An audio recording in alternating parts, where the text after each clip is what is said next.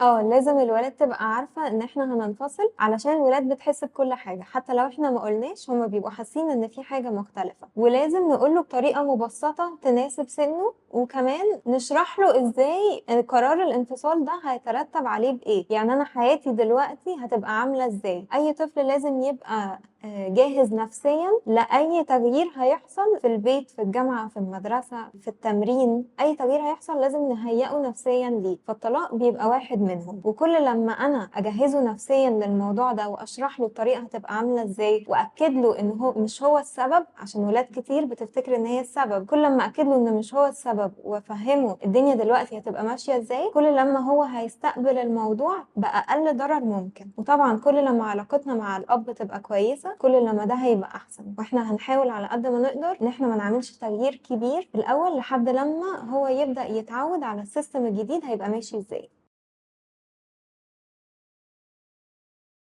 علشان نحمي ولادنا من مشاكل نفسية بعد الطلاق، لازم أهيأ لهم بيئة آمنة جدًا ليهم، أبقى موجودة لو هم عندهم أي تساؤلات، أي حاجة في دماغهم، ما أقفلش الفكرة خالص، لأ أتكلم معاهم، أفهّمهم أكتر على قد ما أقدر، هم كل ما يحسوا إن هم فاهمين، كل لمّا الدنيا بتبقى أبسط معاهم. طيب هل هو لازم ياخد جلسات نفسية؟ لأ مش شرط، هي الفكرة إن أنا باتدخّل بجلسات نفسية لمّا يبقى في حاجات كبيرة أنا مش قادر أتحكّم فيها في البيت، زي مثلًا إيه، نوبات غضب كبيرة جدًا، مشاكل في النوم بطريقة متلاحظة، تراجع في الدراسة بطريقة كبيرة، يعني مش اللي هو طبيعي يبقى في تراجع خفيف وسط كل التنقلات، بس لو تراجع بشكل كبير وأخدت وقت أكتر من اللازم، لأ، بيبقى أحسن إن أنا أستشير. وأهم حاجة من كل ده إن أنا أحسّسه بالأمان emotionally، والأولوية عندي إن أنا أبقى موفّرة له البيئة إن هو يبقى يحس فيها بالأمان.